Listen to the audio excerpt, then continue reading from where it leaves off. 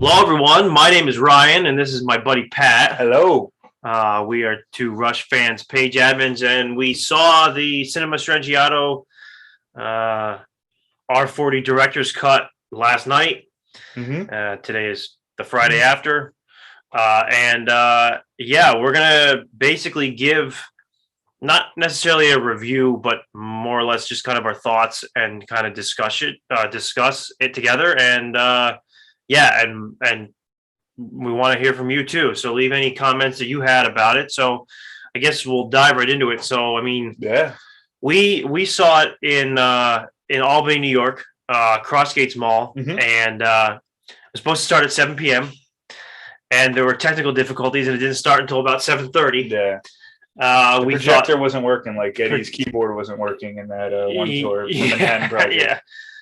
We thought we were going to be the only city in the entire country that wasn't going to get to see Rush. I was kind of afraid. I felt bad for like the kid who was like clearly in high school. It was like his part-time job. He had to like get in front of all these like angry Rush fans and be like, "Sorry, there's a problem. We're going to try to fix it." Actually, everyone was kind of like chill.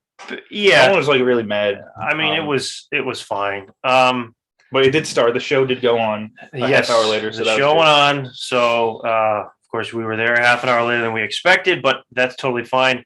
I mean, I think probably best to kind of just start with the first set, right? Yeah, or sure. The first. Well, it opened with what? It showed it showed some albums and some years, and I don't know if I assume this happened everywhere. I think so, but it showed Grace Under Pressure, and then I think it showed like Roll the Bones, and then it showed Test for Echo. Yeah, and Test for Echo said 1984 under it. Yeah, if anyone else noticed that, leave that in the comments below. Which, of course, kind of bothered me because it seemed like it was just a copy and paste of Grace Under Pressure, and they just forgot to put 1996 under Test for Echo. Yeah. It's whatever. It is what it is, but I thought it was kind of funny. Yeah.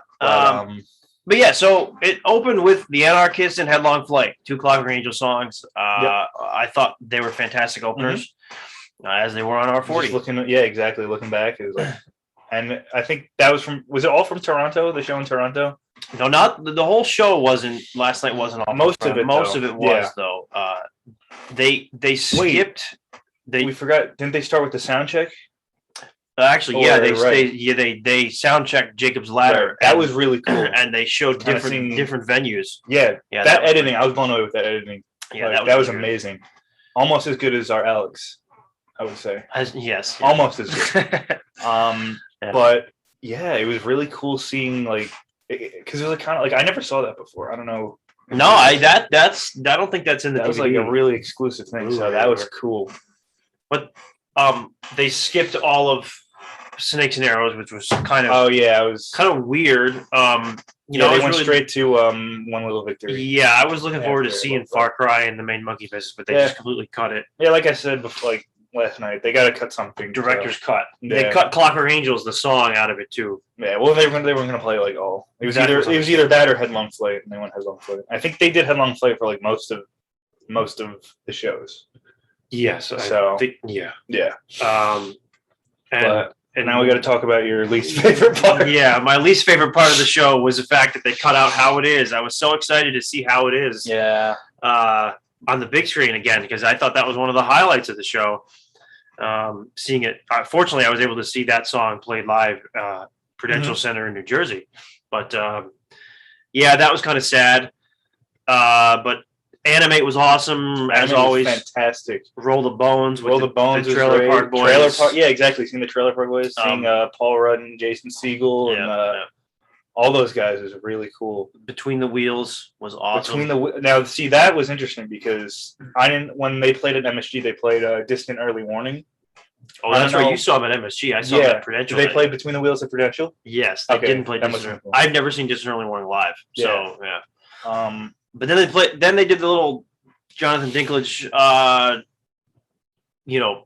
documentary and talking about losing it, and then they played footage of losing it from Prudential where I was at. So that was pretty. That must have been sick, right? That was I like how they mixed it with the sound check too. Yes, Like they kind of they incorporate both with of the those black together. and white. Yeah, that was that was really well done. Really well done.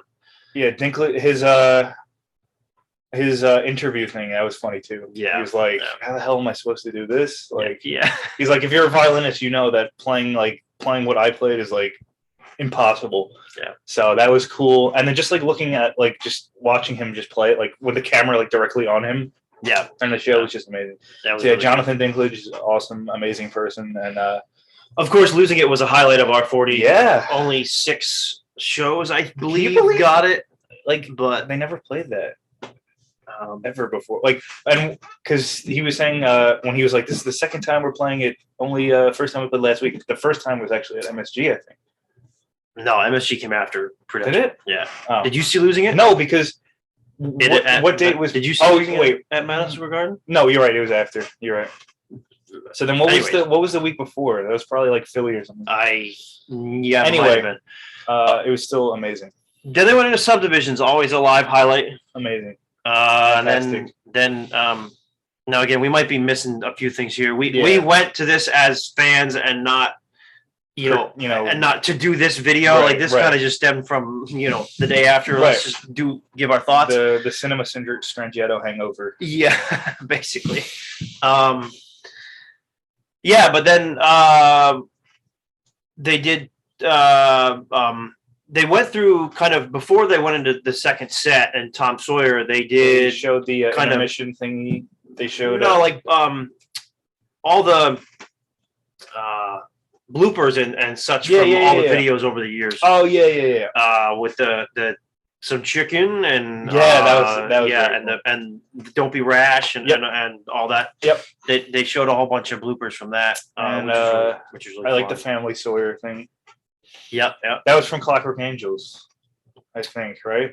With the guy in the top hat playing the keyboard and all that, and he was like going crazy. To watch where they're gnomes, right? When they're gnomes, right? That was Clockwork Angels. All right, yeah, that was sick. Then they went to Tom Sawyer. Yep. Oh, and they did the South Park thing again, which is cool. What was the first time? Didn't they did it on like Snakes and Arrows? I think that was Snakes and Arrows. Yeah, that was cool. Then the Red Barchetta. Oh, it was great. I didn't see live. I don't think that was cut in for like One Little Victory. That was put in this time. I think prior they did YYZ. Now I didn't see Cinema Strangiato the first time, and neither you, right? No. So this is the first time. Yeah, if anyone's seen it the first time, is there any differences? Yeah, leave that in the comments. But then we got a little interview with Taylor Hawkins from the Foo Fighters, talking about Neil and saying how unintelligent he was sitting around Neil. Yeah. Which is kind of funny. Yeah. Then they went into Spirit of Radio. I was kind of surprised that that's all we got from Permanent Waves was the Spirit of Radio, because they also did. Now I know Jacob's Ladder was done in the sound check, but Natural Science was done on this tour. I kind of was hoping to see Natural Science. That would be pretty cool, but then they went into the hemispheres. That was good. And that was like a whole 20 minutes part. Like that was. That was shortened, and it was merged with Cygnus X1, so they were kind of put together, and then what? They went into Close to the Heart, right? Yeah. Well, yeah, I think so. I think they did some. There was a video in there. Maybe that's where Nick Raskulinecz talked. I can't remember. Maybe. But then they went into Closer to the Heart, and Xanadu, always a live highlight. Oh yeah. Oh man. Those double necks, man. Oh. Just seeing that again on the big screen was super cool. It was truly a sight to behold, and it really felt like you just went back in time. Yeah. And then they did 2112, and can never go wrong with that. No, can't. Getty said, we'll see you again sometime or whatever. And then they did the encore and a little abbreviated version of Lakeside Park. Into Anthem. Into Anthem. That was sick. What You're Doing, Working Man. Yeah, What You're Doing, Working Man. Garden Room. Yep.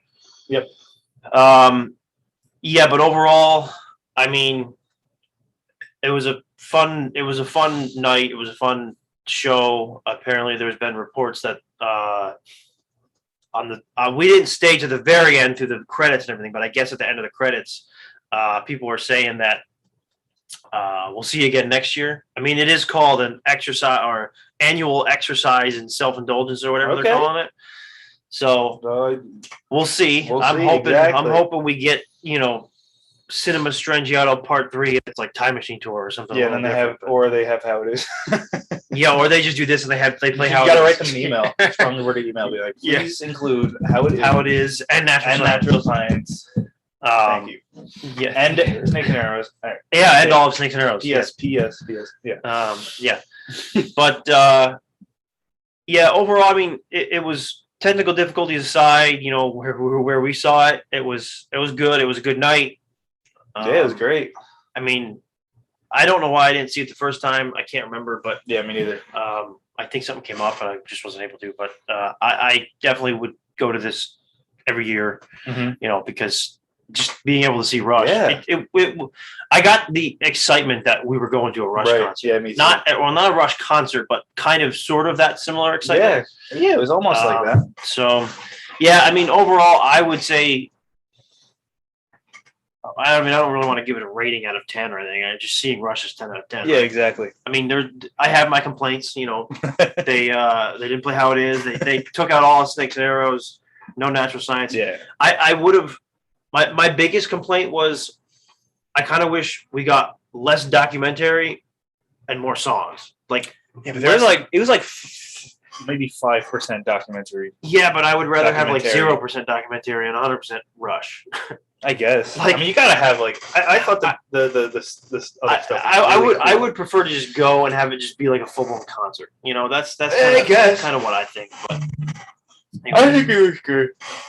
Anyways, let us know what you think in the comments. Yeah. Let us know your experience with Cinema Strangiato. We had a great time, and yeah, that's our thoughts, and we'll chat with you in the comments. Oh. So. And one last thing, the end where they were going to their dressing room, always great. That's always great. Always a funny thing. Alex, fuck you, puppet. That was. I just seeing the three of them just like walk down the hall is just. Yeah, that's like a tearjerker. Yeah, because it's like end of the road, you know, type of thing. And also seeing, I forget what song, but literally the end of the concert, and then the camera guy follows Neil. Just to his running bus. To his bus. Mm-hmm. Yep, sick, absolutely sick. The guy with the flashlight, you know, in front of him, like that was sick. I think that was Michael. Yeah, very cool. Yeah, security. So, amazing movie. It was a great night, and I hope you guys enjoyed it too. If you guys were there, and if you guys weren't, then next year, hopefully they. I was gonna say if they do it again, please go, because I mean it was cheap for us. It was $16 each. It was basically like a Rush show. Yeah. You know. The more people that go, our theater was probably, I would say 80% full-ish. You know, the more people that go, the more often they're going to do these things, and you know, more possibility that they do other things in the future. Like I was saying, hopefully Time Machine. I would love to see Time Machine in this environment. That'd be sick. But what if they took Exit Stage a little bit of Exit Stage Left, a little bit of Grace Under Pressure, and a little bit of A Show of Hands live, and just combine them all like the stuff that we've hardly seen before. Yeah, just great. Maybe the stuff from the Rush Vault. You know, I mean, because it wasn't called R40, it was called Cinema Strangiato, right? So you can tweak that and kind of go on a different route for the next one. So hopefully do it again. You know, we want to hear your comments and your thoughts. So we'll discuss with you in the comments. So we'll see you. Take care.